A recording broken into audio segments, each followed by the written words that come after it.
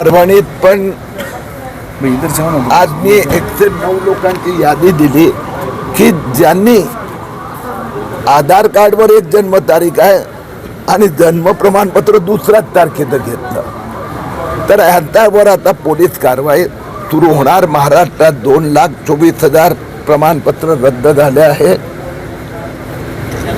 आणि ज्यांनी ज्यांनी फसवणूक केली आहे आतापर्यंत महाराष्ट्रात 27 शहरात 32 FIR झाली आहेत।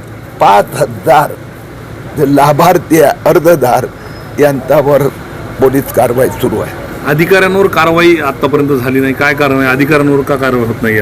आता हे सगळं प्रकरण पूर्ण झाल्यानंतर हा अधिकार मुख्यमंत्र्यांचा आहे। माझं काम देशाची सुरक्षा, जी व्यक्ती अपात्र आहे मग तो अफगाणिस्तानचा आहे, पाकिस्तानचा आहे, बलुचिस्तानचा आहे की बांगलादेशचा आहे, तो माझ्या दृष्टीने महत्त्वाचा पॉईंट नाही।